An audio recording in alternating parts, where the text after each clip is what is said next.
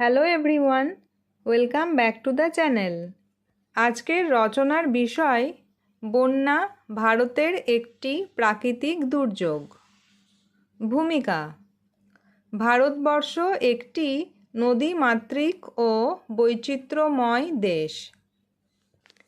হিমালয় থেকে উৎপন্ন হওয়া অসংখ্য নদী ভারতের বুক চিরে প্রবাহিত হচ্ছে, কিন্তু প্রতি বছর বর্ষাকালে এই নদীগুলোই ভারতের বিভিন্ন প্রান্তে ভয়াবহ বন্যার সৃষ্টি করে।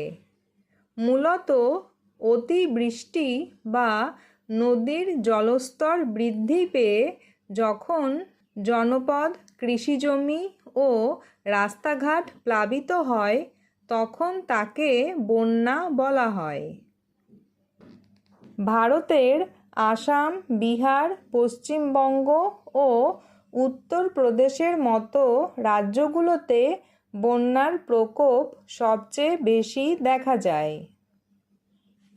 বন্যার কারণ: ভারতে বন্যার প্রধান কারণগুলো হলো মৌসুমি বায়ুর প্রভাব। বর্ষাকালে দক্ষিণ পশ্চিম মৌসুমি বায়ুর প্রভাবে ভারতে অত্যাধিক বৃষ্টিপাত হয়, যা বন্যার মূল কারণ।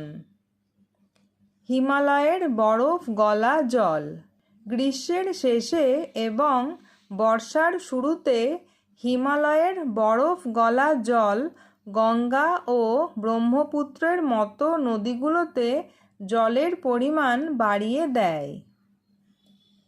নদীর নাব্যতা হ্রাস: পলি জমে ভারতের বড় বড় নদীগুলোর তলদেশ ভরাট হয়ে যাওয়ায় জল ধারণ ক্ষমতা কমে গেছে। অপরিকল্পিত নগরায়ন: শহর অঞ্চলে উন্নত নিকাশি ব্যবস্থার অভাব এবং জলাশয় ভরাটের ফলে অল্প বৃষ্টিতেই কৃত্রিম বন্যার সৃষ্টি হয়, যেমন মুম্বাই বা চেন্নাইয়ের বন্যা। বাঁধ থেকে জল ছাড়া: অনেক সময় বৃষ্টির চাপে ডিভিসি বা অন্যান্য বাঁধ থেকে অতিরিক্ত জল ছাড়ার ফলেও পার্শ্ববর্তী অঞ্চলে বন্যা দেখা দেয়। বন্যার ক্ষয়ক্ষতি: ভারতের জনজীবনে বন্যার প্রভাব অত্যন্ত ভয়াবহ। বন্যায় প্রতি বছর বহু মানুষের মৃত্যু হয় এবং লক্ষ লক্ষ মানুষ গৃহহীন হয়ে পড়ে। ভারত একটি কৃষিপ্রধান দেশ। বন্যার ফলে ধান, পাট ও অন্যান্য ফসলের ব্যাপক ক্ষতি হয়, যা অর্থনীতিতে নেতিবাচক প্রভাব ফেলে। রাস্তাঘাট, রেললাইন এবং সেতু ভেঙে পড়ে যোগাযোগ ব্যবস্থা সম্পূর্ণ বিচ্ছিন্ন হয়ে যায়। বন্যার পর পানীয় জলের উৎস দূষিত হয়ে পড়ে এবং কলেরা, টাইফয়েড ও চর্মরোগের মতো মহামারী দেখা দেয়। বন্যার উপকারিতা: ক্ষয়ক্ষতি সত্ত্বেও বন্যার কিছু ইতিবাচক দিক রয়েছে। বন্যার ফলে নদী অববাহিকায় নতুন পলিমাটি সঞ্চিত হয়, যা কৃষি জমিকে অত্যন্ত উর্বর করে তোলে। ভারতের সিন্ধু গঙ্গা সমভূমি এর বড় উদাহরণ।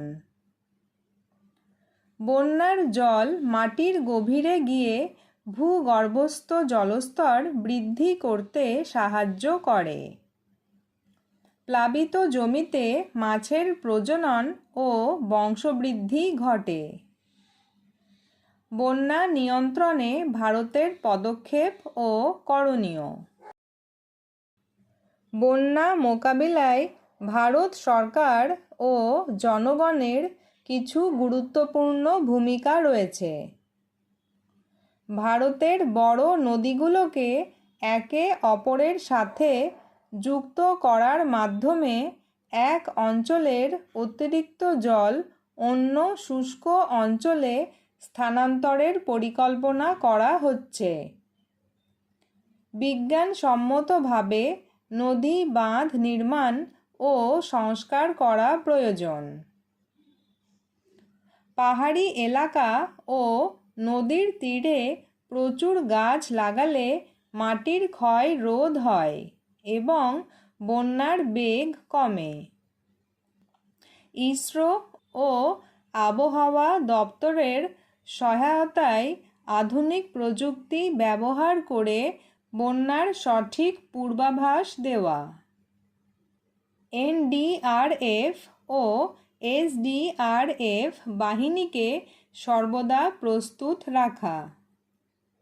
উপসংহার: বন্যা ভারতের জন্য একটি নিয়মিত জাতীয় সমস্যা।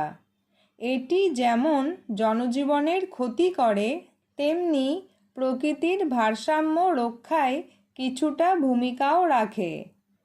তবে আধুনিক প্রযুক্তির ব্যবহার, উন্নত নিকাশি ব্যবস্থা এবং সঠিক সরকারি ও বেসরকারি উদ্যোগের মাধ্যমে ক্ষয়ক্ষতির পরিমাণ কমিয়ে আনা সম্ভব।